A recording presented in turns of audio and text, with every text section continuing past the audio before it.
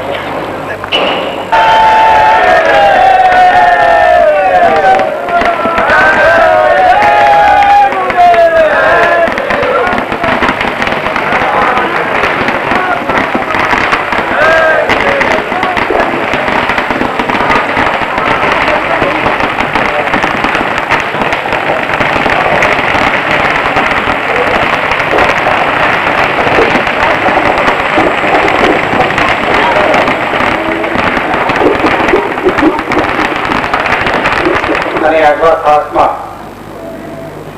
એક ભારત પ્રસિદ્ધ મહાત્મા પરમ સંતે એમના પર દયા કરી અને અહીંયા અમદાવાદ આવવાનું કષ્ટ ઉઠાવ્યું અને એમના ચરણ કમલના પદાર્પણથી આ ભૂમિને પાવન.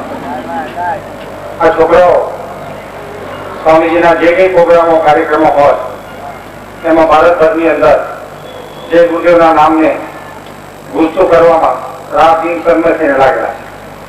आटली नानी उम्र में पोते संतान कपड़ा, बाद में बच्चों की सेवा और उसके बाद में भगवान का भजन. लेकिन આપણે જોઈએ કે ભજન એટલું થતું નથી કે સ્વામીજી મહારાજ એક સમાજ ઉત્થાનનું મોટા મોટું કામ ઉપાડ્યું છે અને સમાજના ઉત્થાનના કામની અંદર પણ આ જુવાનીઓ લાગેલા છે અને સાથે સાથે ભૌતિક જીવન તો જીવવું પડશે અને એટલા માટે બી એમણે એક આ નવું સાહસ આપ્યું છે.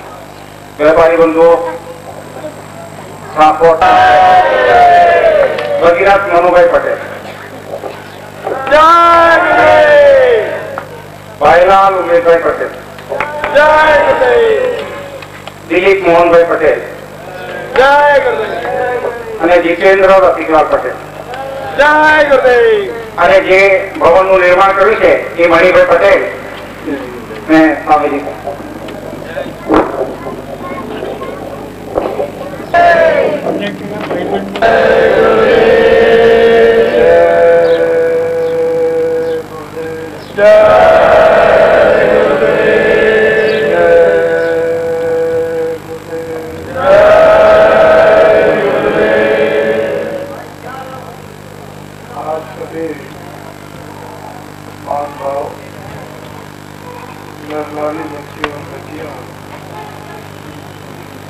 जो आपने हमें अपना लोल बचा कर दिया उसका आप लोग लाभ लीजिए.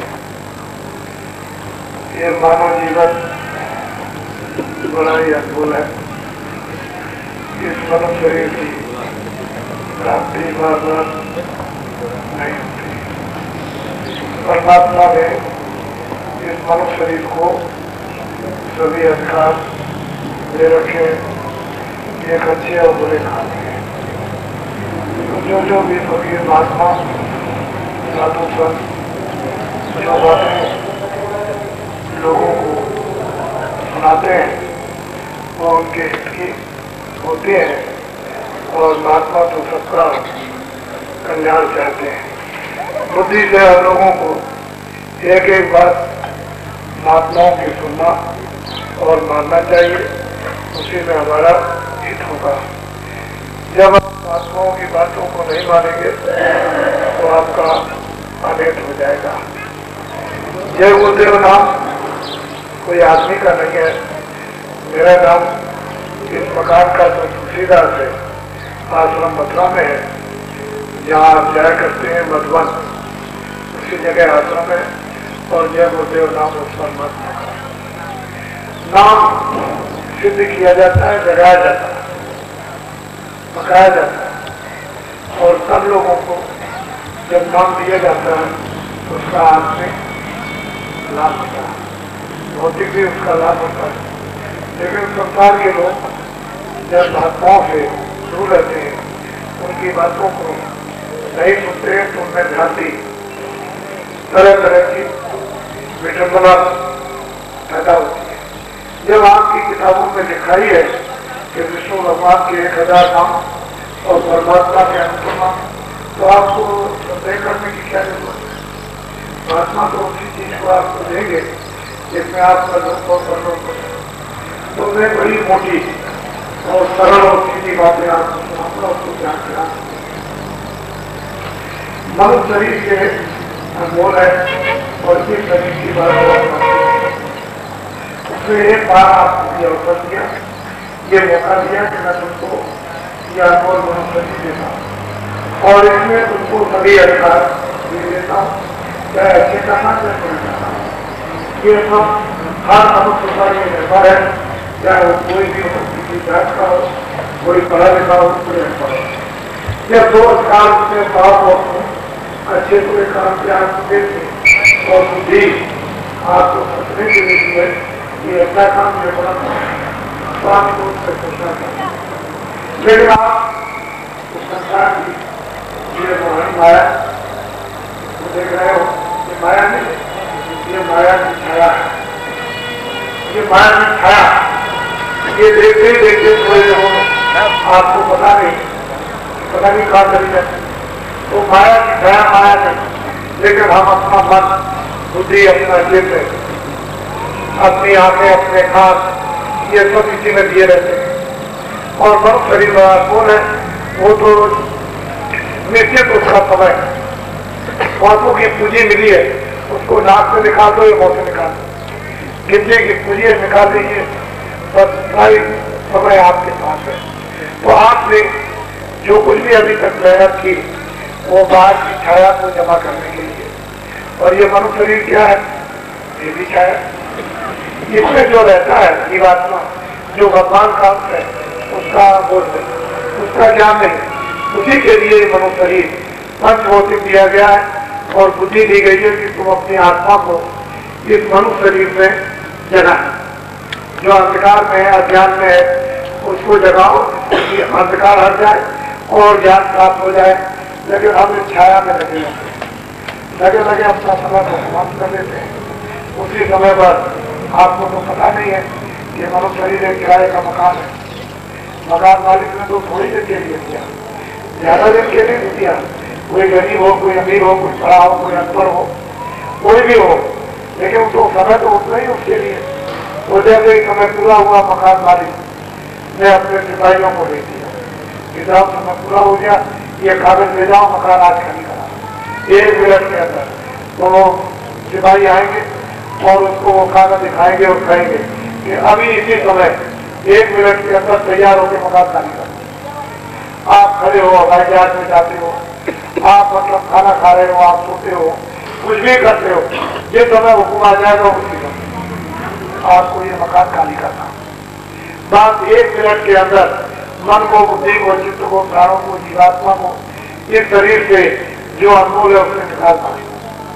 ये मकान, जमीन, सोना, चांदी, हीरे जवाहरात, बाल बच्चे, ये वो, पढ़ना लिखना, कौन भाषा, जो कुछ भी ऐसा बात नहीं, इसमें से कोई भी आपकी मदद नहीं करता। तो ये सब माया की छाया है और इसमें अस्थायी आनंद नहीं है, अस्थायी इसमें सुख नहीं है। क्षणिक आनंद है, क्षणिक सुख है, चाहे देख लो, चाहे सुन लो, चाहे स्पर्श कर लो, चाहे बोल लो, लेकिन ये सब क्षणिक है। और जिसका आपको अवसर दिया गया है अस्थायी आनंद, अस्थायी बोध के लिए, वो काम आप कर देते हैं। तो मैं ये नहीं कहता हूँ कि आप जंगल में चले जाओ, कोई जरूरत नहीं। मैं ये नहीं कहता कि बाल बच्चों को छोड़ दो, उसकी भी कोई जरूरत नहीं, क्योंकि ये कोई संयोग तो है नहीं, कोई हिसाब आपन तो है नहीं कि आप बाल बच्चों को छोड़ दो। आपने काम पूरा कर लिया, 100 बरस काम कर लिया, आपने 500 बरस काम कर लिया, आपने 10,000 बरस बच्चों का काम कर लिया, चलो जंगल में चले जाओ, वहां तपस्या करो। तो न संयोग है, न पिता है, न द्वापर। ये तो कलयुग है जिसमें आपको आयु 100 वर्ष की दी गई, लेकिन आप 55 में चले जाओ, 50 में चले जाओ, 45 में चले जाओ, 60 में चले जाओ, 70 में सौ लोग मुश्किल है। तो इसी के अंतर्गत तो आपको बर्बाद छोड़ने की जरूरत नहीं, क्योंकि आपने अभी अपने काम जो दिए गए थे तो पूरे किए नहीं। जब आपने पूरे नहीं किए तो आप त्याग नहीं कर सकते हो, आप हत्या नहीं कर सकते हो, घर बार आप नहीं छोड़ सकते हो और वहां अपना कल्याण नहीं कर सकते हो। तो कलयुग में महात्माओं ने, संतों ने ये किया कि खेती, दुकान, दफ्तर अपने अपने काम जो भी काम करते हो, जो रोज का धंधा हो करो, तो आप 100 बच्चों की सेवा करो, आए गए का सत्कार करो। ईमानदारी, मेहनत, चाहे समाज हो, चाहे घर हो, चाहे देश, उसमें जरूरत है, अति जरूरत है, क्योंकि उसके बगैर न घर चलेगा, न समाज चलेगा, न देश चलेगा। तो ईमानदारी का पाठ सरल भाषा में महात्मा अपना स्थिति लगाकर धीरे धीरे शिक्षा देते थे। ईमानदार हो, सत्वादी रहो, सत्यमान रहो, मेहनत करो, सेवा करो, आनंद करो, सत्कार करो, अपनी कमाई में से भूखों को कुछ दान करो, कुछ रोटी खिलाओ, कुछ कपड़े दे दो। इस तरह की वो उदार घर में प्यार की शिक्षा देते रहते थे और आप अपनी कमाई में से थोड़ा अंश बचाकर रखनी भर भी आप देते रहो तो आपके हृदय में हृदय आपका कोमल रहेगा, बुद्धि में विवेक रहेगा। लेकिन ये भी काम आपने बंद कर दिया। ये अपनी कमाई में से जो मेहनत और ईमानदारी की थी उसमें से भी काम आपने बंद कर दिया। तो आपको कुछ ना कुछ तो आपको सीखना, कुछ ना कुछ सीख करके आपको अपने आप को बदलना, ये बहुत जरूरी है। अध्यात्म आत्म कल्याण ये तो बहुत दूर। पहले तो मानववाद, मानव पवित्रता, मानव शुद्धता, मन में बुद्धि में जिसमें अंतःकरण इंद्रियों में अगर आ जाए तब तो अध्यात्म आएगा। लेकिन अगर मन भी गंदा हो, बुद्धि भी गंदी हो, चित्त भी गंदा हो, कान भी गंदे हो, आंख भी गंदी हो, बोला भी गंदा हो, तो जब हमारा शरीर ही इतना गंदा रहेगा तो आप किसी देवी देवता का या भगवान का आप स्मरण नहीं कर सकते हो, ना आप धार्मिक पुस्तकें पढ़ करके चला सकते हो। कि वो बुद्धि गंदी, तो क्या आप समझोगे, क्या करोगे? तो मैं कोई ऐसी शिक्षा किसी को ना कभी देता हूँ, ना कभी दी और ना कभी अपने अपने घर में रहो, गरीब में 2 मिनट 10 मिनट 15 मिनट आधा घंटा लेट के बैठ के कुर्सी पर सुबह और शाम समय बचाकर उसी में अगर आप भगवान के मनुष्य मंदिर में भजन में समय दे दोगे, उनको घाट है, दरवाजा है, फाटक है, उसका भेद महात्मा जानते। मंदिर में जाओगे तो नहीं मिलेगा, तीर्थों में जाओगे तो नहीं मिलेगा, किताबें पढ़ोगे तो नहीं मिलेगा।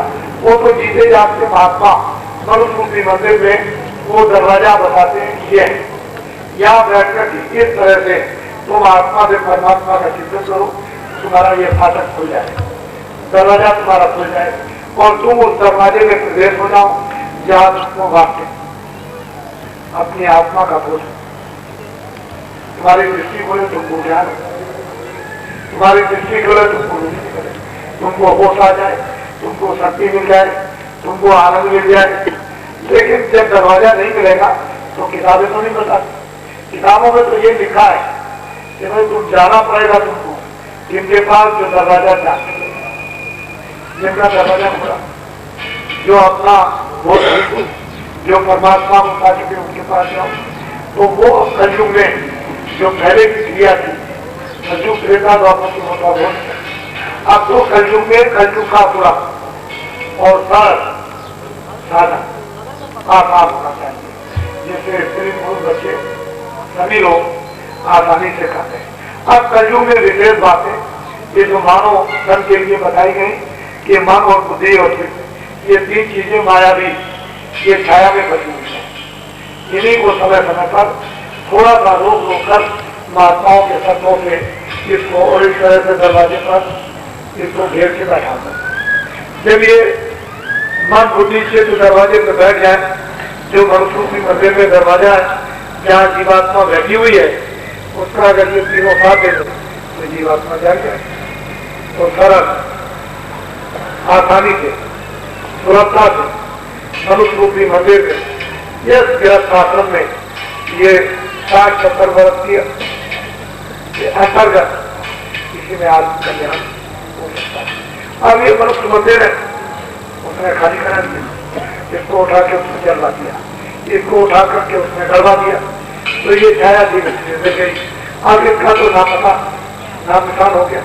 तुम क्या थे क्या नहीं थे खत्म, तुम्हारे पास क्या था क्या नहीं था खत्म, कौन बच्चे थे कौन नहीं थे सब खत्म, इसका भी खत्म, तुम्हारा भी खत्म, तुम कितने पढ़े लिखे थे वो भी खत्म हो गया। तो ये झूठी माया और झूठा माया का इस छाया का अभिमान जिससे उठे हुए थे, अब ये सब बड़ा रोज आप देख रहे हैं आज अभी जाना, आज प्रवेश जाना, आज अटपट जाना, आज किसान जाना, आज दुकानदार जाना, आज दफ्तरदार जाना, आप रोज देखते हैं। आज ही चला गया 10 में 20 मर गए, हवाई जहाज में 500 मर गए, उधर गेट तक चढ़ गया, वो नदी में नाव डूब गई, वो ये टक्कर लग गई, वो मोटरसाइकिल गिर गई, वो कोई गिर गया, ये सब अकाल में लोगों की ओर और अकाल में पूरा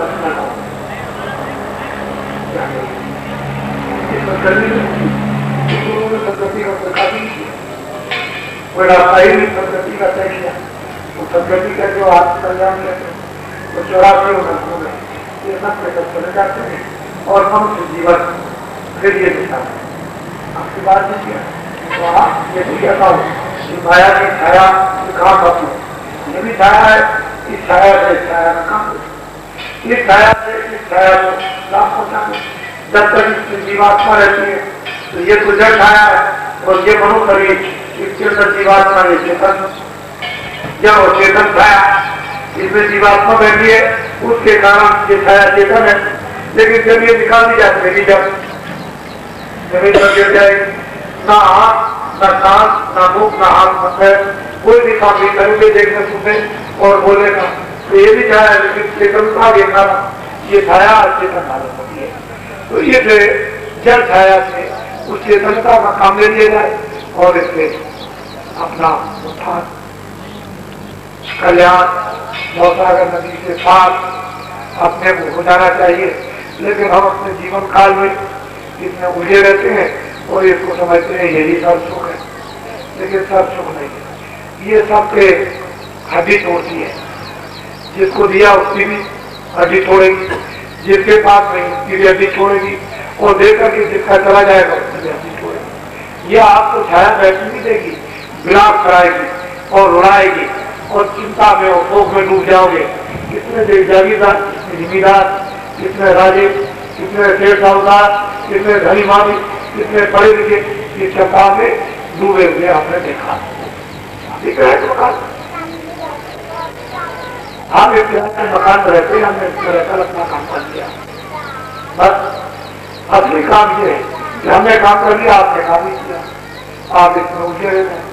अपना काम कर लो, फिर आप चाहे राजा जनक बन जाओ, क्या आप भरत बन जाओ, चाहे आप मतलब ये कि बहुत बन जाओ, चाहे आप महावीर बन जाओ, चाहे आप कृष्ण बन जाओ, चाहे आप राम बन जाओ, लेकिन अपना काम तो पहले करो। अपनी आत्मा को तो जगाओ, उसको जगाए तो खाना बिगड़ गया, उठना बैठना बिगड़ गया, बोलना चालना बिगड़ गया, देखना सुनना बिगड़ गया। ये सब तीर सरलता सत्य, हम भी बिगड़े, बच्चे बिगड़े, जिम्मेदारी होता है। छोटा सा एक प्रभाव दिया कि इसको तू ठीक से रखना, नेक पाक पवित्र, ये तुम्हारी जिम्मेदारी कि बच्चों को बच्चे को ठीक रखना। वो भी जिम्मेदारी अपनी गृहस्थ आश्रम की भी निभाई। तो कहने बात है, बहुत से लोग कहते हैं कि हम सुबह चले जाते हैं ड्यूटी पर, जब रात को बच्चे सो जाते हैं सो जाते हैं, तो बच्चे हमको नहीं देख पाते हैं बच्चों को, वो सो रहे जब हम चले गए तो चले।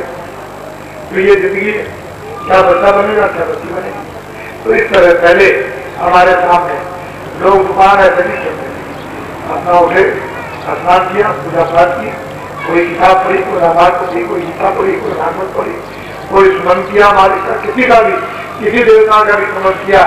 ये सब नित्य नियम, कोई आ गया तो उसको दान भी दिया, भिखारी को कुछ दे दिया। इस तरह से उसके बाद सब हो जाते थे दुकान में, और शाम को आकर फिर स्नान किया, फिर पूजा पाठ किया। इस तरह से सुबह भी और सभा को देखा, जिनकी उम्र 60-70 वर्ष की है उन्होंने ये सब चीजें देखी। इस तरह से कोई नहीं जाता। बच्चे भी माँ बाप को देखकर वो भी इसी तरह से अपने आचरण बनाते थे, पूजा पाठ करते थे, वो भी इसी तरह से। तो इस तरह से कितना अच्छा पहले का वक्त था, समय था, लोग अच्छे थे, ईमानदार थे, सच्चरित्र थे, सद्भाव था, शांतुन होता था, मर्यादाएं थी, एक दूसरे का सत्कार था, उस वक्त बड़ा आनंद था। अब लोग एक कल्पना में आ गए, ऐसा कैसे होगा, ऐसा नहीं होगा, ऐसे लोग नहीं होंगे। अब तो झूठ का जमाना आ गया, धोखे का जमाना आ गया, बेईमानी का जमाना आ गया, गाली गलौज का जमाना आ गया। अब ये सब चीजें सामने आपने आई, ये बड़े दुखदाई है। और जो कुछ भी आपने इनको बने दिया उसकी जिम्मेदारी आपकी है, क्योंकि अधिकार आपको पूरे दिए गए, भगवान की तरफ से कोई रोक टोक नहीं। चाहे बुरा से बुरा करो, चाहे अच्छा से अच्छा करो, पाप से पाप करो, पुण्य से पुण्य करो, दोनों अधिकार आपको है और दोनों का फैसला होगा। इसमें आप बच नहीं सकते हो, क्योंकि वो एक मिनट में यहाँ से निकाल कर अपने पास एक ही मिनट में हिसाब कर देता है और हिसाब करके सिपाहियों को देने का। जहाँ कहीं भी आपको देखना है, जिस कारागार में, जिस योनि में, जिस नरक में और सिपाहियों का आदेश दे देगा और फिर वहां रोते चलाते हो, वहां सुनने वाला करोड़ों वर्षों में भी कोई नहीं। जब लोग यही सुनते हैं तो वहां क्या सुनेंगे? बाप बुढ़ा हो जाता हो, बच्चे नहीं सुनते। बाप अगर कुछ रहता है और बच्चे वहां के तो बच्चों की बात नहीं सुनता। ये तो यही देखो, वहां कौन आपकी सुनेगा क्या करते? तो आप ऐसा करो कि महात्माओं की बात को ध्यान करो। मैं इतनो पिछले साल नवंबर से रह रहा हूँ। मैं बहुत कम देखा 2 दिन के लिए निकल गया और फिर पहुंच जाता हूँ एक जरूरत बस। बाकी मैं मुझे 16 महीने के लिए आदेश मिला है कि कोई भी आने वाली बात को देखता हूँ। धार्मिक अध्यात्म उद्देश्य तो कर सकते हो, लेकिन और कोई बात नहीं। ये मुझको 16 महीने का आदेश दिया कि मैं कोई भविष्यवाणी, मैंने जो कुछ भी की है उनमें से कोई अदल बदल नहीं हो सकती है, उसका इंतजार करते थे। वो चारों युगों के लिए, कलयुग के लिए, द्वापर के लिए, त्रेता के लिए और सतयुग के लिए, चारों युगों के लिए है। वो ऐसी चीज नहीं है वो 1 वर्ष के लिए भी है, 1 महीने के लिए है, 6 महीने के लिए, 2 वर्ष के लिए भी है, 10 वर्ष के लिए, 100 वर्ष के लिए भी है, 500 वर्ष के लिए भी है। लेकिन अब ये है कि आप सुनते नहीं, समझते नहीं। इसमें मेरा कोई दोष तो नहीं है, लेकिन आपके कानों में कुछ ऐसी बातें पड़ी हुई हैं कि आप उसको नकार भी नहीं सकते हो, इनकार भी नहीं कर सकते हो। ये कहोगे वक्त और समय आएगा तो ये तो बाबा जी बताते रहे, लेकिन हमने उस पर ध्यान नहीं दिया। मुझे नहीं मालूम कि परिवर्तन में क्या होता है, क्या क्या होता है, कैसे कैसे लोग आते हैं, उसको चेकना में तो महात्माओं की बातों को सुनो, रामायण को सुनिए, गीता को सुनिए, भागवत को सुनिए, और किताबें हैं सब तो महात्माओं ने बनाई, उनको आप पढ़िए तो आपको पता चलेगा। और उन्होंने सब कुछ लिखा है, कब किस साल में, कब किस युग में कैसे जमाना आएगा, कैसे लोग होंगे, कैसे बच्चे होंगे, कैसी स्त्रियाँ होंगी, कैसे पुरुष होंगे, कैसे कैसे होंगे, बोलचाल कैसा होगा, खान पान कैसा होगा, वेशभूषा कैसे होंगे, और फिर मर्यादाएं होगी या नहीं होगी, ये सब कुछ है। लेकिन आपके पास बुद्धि होती हुई और बुद्धि को आपने मलिक कर दिया तो फिर ये विवेक हो जाए। तो भौतिक जो बुद्धि आपको दी गई भगवान ने, उससे ही आप निराकरण कर सकते हो, हो सकते हो कि अच्छा ही नहीं बुराई। लेकिन जब आप पर बीतती है तब आपको समझ में आ जाता है कि ये बुराई हो जाता है, ये बुराई नहीं होना चाहिए, अच्छा ही होना चाहिए। जब तक अपने पर नहीं बीतती तब तक आप कहते बुराई ये होता कुछ नहीं, अच्छाई को अच्छाई समझते, बुराई को बुराई समझते। तो वो वक्त तो नहीं आया बीतने का, तो आगे आएगा तो आपको बताया जाएगा, सब समझा दिया जाएगा, सब किसानों को कह दिया जाएगा। तो अपनी आत्मा का कल्याण करो, ये क्या है अनमोल मनुष्य जीवन की स्वास्थ्य पता नहीं पर कोई नई जवानी तो आएगी नहीं, जवानी का कोई नया जोश तो आएगा नहीं, कोई नई आंखें और नए काम तो बनेंगे नहीं, जो हो गए उससे और जीवन होते चले जाएंगे। और थोड़े देखते देखते बच्चा भी जा सकता है, बच्ची भी जा सकती है, जवान और वृद्ध भी जा सकता है, कोई सिखाना नहीं, सबके समय चला जाए। महात्मा का जो अनमोल है, जो मनसूखी मंदिर में अनमोल खजाना आप सबके पास अपनी आत्मा का भरा हुआ है, ज्ञान का, शक्ति का, आनंद का, मुक्ति का, मोक्ष का, स्वर्ग का, वैकुंठ का, ब्रह्मलोक का, पारब्रह्मलोक का, तो आपके पास भरा है। महात्माओं से प्रेम और मोहब्बत के साथ लेकर आप उस पर चल पड़िए। 2 मिनट भी चलोगे जितना कुछ रास्ता 1 से 2 इंच, कदम 2 कदम, फुट 2 फुट, कुछ तय तो होगा ही, ऐसा नहीं है। संसार का भी देख लीजिए और कुछ है, परमात्मा का भी कुछ, परलोक का भी कुछ देख लीजिए। यही जीवन का एक सौदा है। अगर आपके बाजार में ऐसी ऐसी चीजें मिलती हैं और उसकी आपने जो हीरे जवाहरात से भी बहुमूल्य चीजें हैं जिसकी कोई कीमत नहीं, वो भी इस बाजार में, उसकी भी दुकान है और आपने वो दुकान खोजने की तलाश की, तो खाली आए खाली जाओ, क्या कुछ लेकर आए हो, संगे आए थे, अज्ञान आए थे, देखते नहीं थे, सुनते नहीं थे। जब जाने लगोगे तो आपको धंधा करते नहीं, आपकी पहचान रखा लेगा, बोलना रखा लेगा, सुनना रखा लेगा, बुद्धि रखा लेगा, अंग्रेजी, हिंदी, उर्दू, संस्कृत सब रखा लेगा। आपको एक अज्ञान पागल कर देगा, न किसी की सुन सकोगे, न किसी को देखेंगे। तो जैसे आए इस अवस्था में, उसी अवस्था में आप बेहोश करके यहाँ से लेके जाओगे। और ये हर परिवार, हर घर में ये घटना होती रहती है। इसी को देखकर हमको वास्तव में बुद्धि जगानी चाहिए कि ये तो उपदेश हर घर में होता रहता है, हर घर में बिठाते रहते हैं।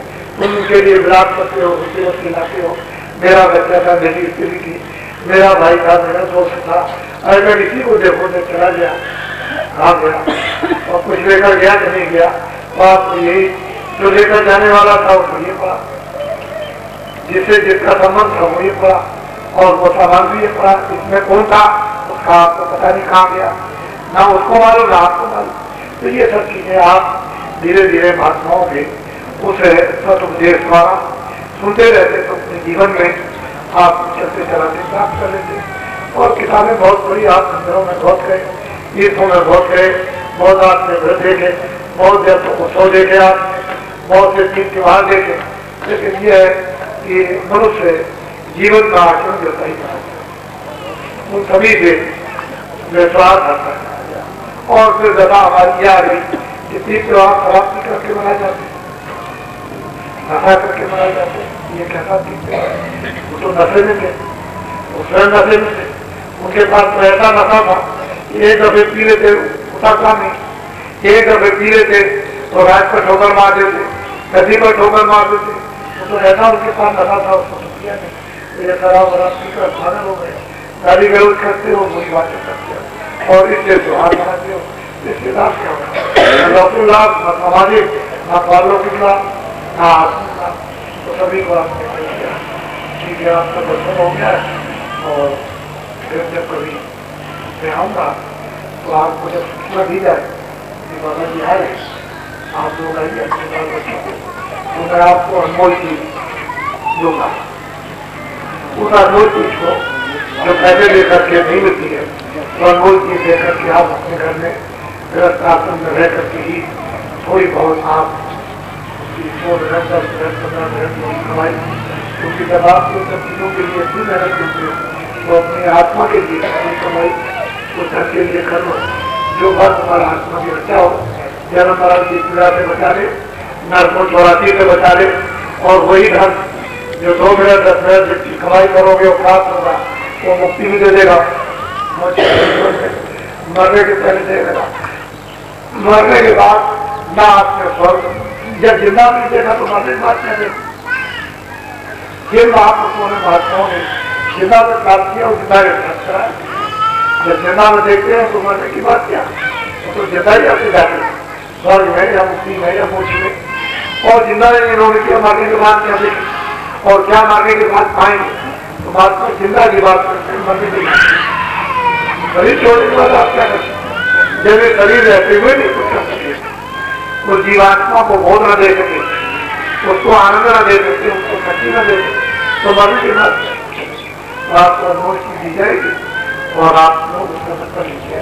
तो आपकी और 16 महीने मैंने जब पूरे हो जाएंगे, आप ये समझिए 10 महीने पूरे हो गए और थोड़े से और पूरे हो जाते। फिर आगे आने वाले समय की मैं आपको बताऊंगा, आपको कैसा समय आया। वो समय जब आप शुरू हुए तो ऐसे लोग काम लेगा अभी आपने वो वक्त को जमाना आपने देखा था, खैर देखने को मिलेगा जाएगा। और ये पर अभ्यास करा इसलिए आपने दर्शन किया। मैं अपना सौभाग्य समझता हूँ, मैं कोई महात्मा नहीं हूँ, कोई फकीर नहीं, मैं एक सेवक हूँ। और किराए के मकान का नाम सीखा आपने मतलब में, यहाँ मतलब में आप कभी भी आओ तो आप कहीं पूछ लो कि भाई जय गुजरात, तो आपको वही मतलब में मिलेगा। पहला पड़ाव हिंदुस्तान में उस सीरत का मजबूरी में पड़ता है। मैं वहाँ पर मौजूद हूँ और वहाँ पर गाँव में खारा पानी, जो महामंदिर में उसमें खारा पानी। इस समय इंदौरों में आश्रम को था तो मैंने 3.25 किलोमीटर अपने आश्रम से वहाँ पाइप डाल करके उस पूरा पानी दे दिया था। अब आप जब कभी जाओगे वहाँ तो आपको मीठा पानी मिलेगा। 10,500 फुट यानी 5 की लेट डाल करके लोगों को वहां गया किसी को दे दिया, जो कि राजीव से वहां खराब पानी था। 3 किलोमीटर 10, 3 किलोमीटर 10 गाँव के चारों तरफ कहीं भी मीठा पानी नहीं था। लोग आपको तालाब का पानी पिलाते थे या खराब पानी, मीठा पानी आपको मिल गया वही पाना था। जब करने में रहा है तो आप ये भी होंगे तो आप उसमें मैं वहां पर मिल जाऊंगा। मेरे लिए कोई पर्ची लगाने की जरूरत नहीं है। सुबह हो शाम हो, जब आप हो जाओगे कि बाबा जी से बिना करके मैं बोलूंगा तो ये नहीं आपको सोचना है कि वहां पर्ची लगती होगी या टाइम मांगा जाता होगा।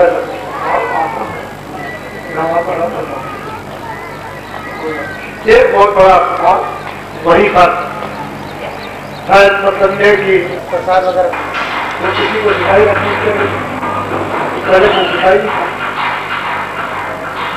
कोई हथियार नहीं थे, सब लोग रहते थे। उस समय पर कोई जाती थी, कोई बकरा नहीं था। फिर आपने आजादी का जब उपयोग किया तो धीरे धीरे धीरे धीरे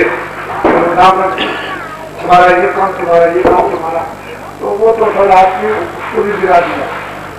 अगर आपने ये काम किया था तो उसको भी बरकरार रखते तभी अच्छा, वो भी खत्म कर दिया।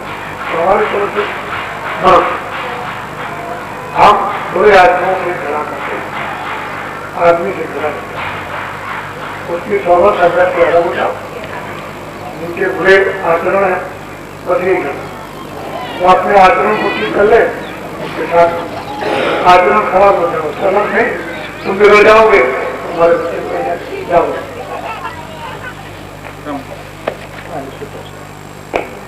इसको आप काम में लीजिएगा, देखिए आप कितना बड़ा काम आता है। ये कभी कभी होती है, लेकिन आप इसको ऐसा ही समझो और आप इसको फेंक दो, रखो नहीं। और कोई मुसीबत आ जाए तो कहो भाई कहाँ है, तो आपको तो फेंक दिया, फिर आपको नहीं आपको मिलेगा। ये लो भाई,